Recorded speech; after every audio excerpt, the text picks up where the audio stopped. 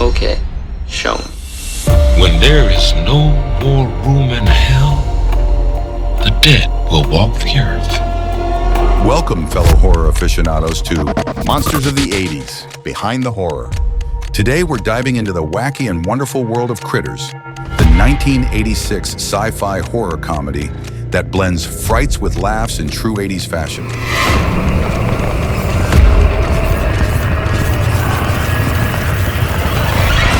Now, some folks like to call it a Gremlins knockoff, but if you stick with me, you'll see that Critters carved out its very own cult identity. So grab your popcorn, keep an eye out for any mysterious furballs, and let's roll.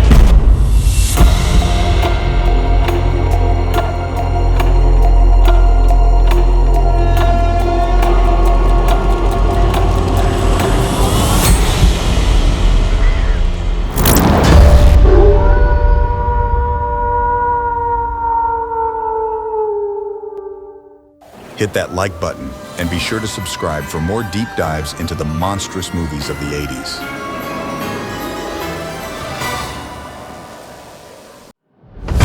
Movie technology has done it again. Like popcorn at the movie theater, scary critters now come in 3 sizes: small, medium, and large. How else to put all of them into focus than with a Shoemaker report? Creepy, crawly creatures that go bump in the night. That's what a lot of movies are made of these days. The latest one is out this weekend. It's called Critters. So here's the lowdown.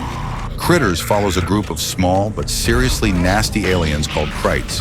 These Krites were originally prisoners on a high-security intergalactic transport ship under the watch of a galactic council known as the High Council of the Universe. The Krites had been imprisoned because of their insatiable appetite and destructive behavior across multiple planets. They were notorious for leaving behind nothing but chaos and destruction. The High Council, realizing the danger posed by these creatures, decided to imprison them permanently to prevent further devastation. However, the Krites, being cunning and resourceful, managed to escape from their holding cell during transport. Explosion and termination log. Damage report. 2 dead and 3 wounded, sir. Escapes. The Krites. Hijacking a ship and setting a course for Earth, an unsuspecting planet that they decided would be their next all-you-can-eat buffet. Damn. In response, the High Council deployed 2 intergalactic bounty hunters to track down and eliminate the Krites. These bounty hunters are shapeshifters capable of taking on any form that helps them blend in during their mission. They are cold, efficient, and relentless in their pursuit, tasked with ensuring the Krites do not cause widespread destruction on Earth or anywhere else again.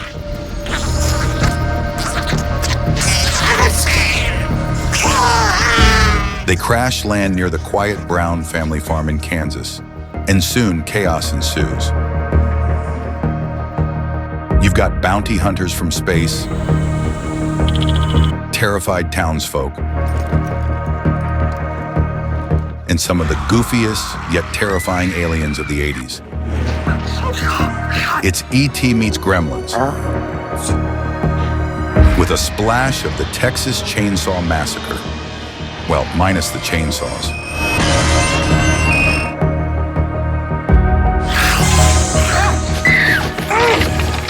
And honestly, I think we can all agree, the worst kind of house guests are the ones that eat everything in sight, including the family pet. One of the standout sequences in Critters has got to be the siege on the Brown family farmhouse. It's pure 80s horror gold, tense, funny, and full of practical effects. Look at this moment, right here, when the Critters roll towards the door. Stephen Herrick, the director, keeps the tension high with these quick cuts, but he knows just when to drop a joke to keep it fun.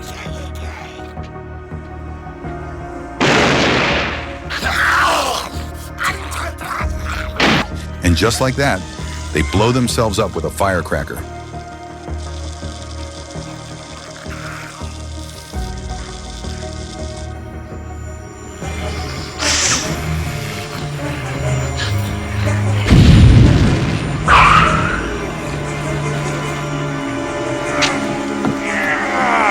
this blend of horror and humor that makes Critters so iconic. It's like Herrick is giving us permission to laugh at the ridiculousness of it all. And honestly, isn't that what makes 80s horror so special?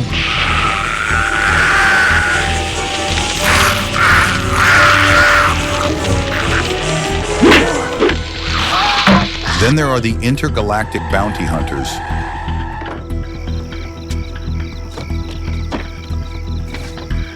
Go! Just go! These things, these critters! Come on, go! Dad's all torn up and Mom's got like a harpoon thing in her neck and they're getting bigger! Arguably some of the coolest characters in the movie.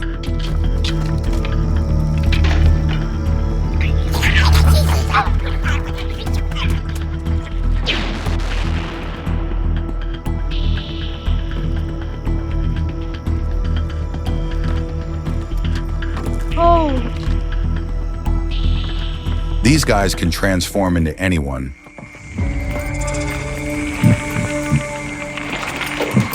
Don't have a serious attitude problem.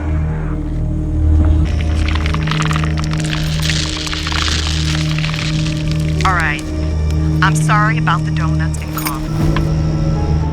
And their emotionless demeanor adds this quirky, almost surreal layer to the story. Plus that morphing effect, state of the art for its time, and it still holds up in a charmingly retro way.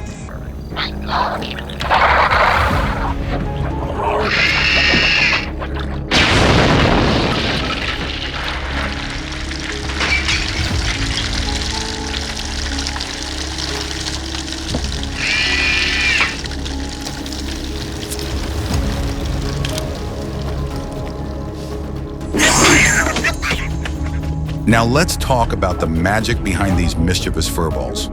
The practical effects in Critters were brought to life by none other than the Chiodo brothers. Oh, Pete. Yeah, the same guys who gave us Killer Clowns from Outer Space.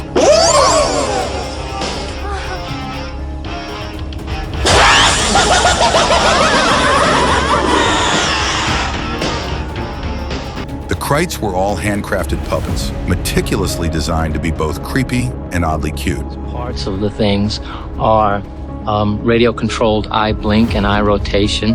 We have front snarl and side snarl, and as they eat, they grow. We have the 13-inch variety, we have a 26-inch one, and then we made a 4-foot one, a costume. So if you see a spaceship resting in some field somewhere, not to worry. Critters inside may be only movie puppets, sprayed with slime to look menacing. All the movements courtesy of special effects and the men who run them. That's it, boys. You're on TV.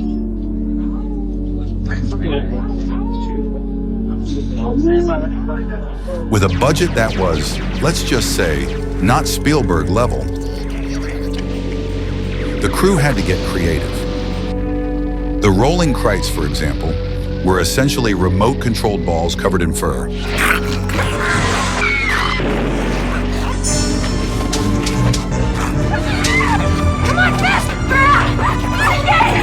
Giving them that unique tumbleweed on a rampage look.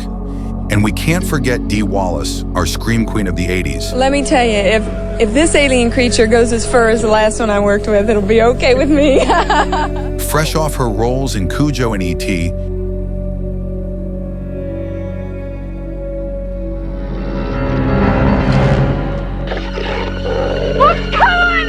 she brought a level of heart and relatability to the role of Helen Brown that really grounds the film.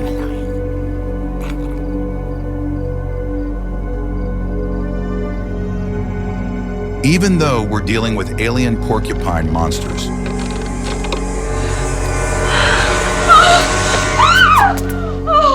You scared the hell out of me. Wallace makes you care about this family's survival. I'm sorry, forgive me. Jane, something was staring at me. What do you mean something? Where? Oh, there by the window.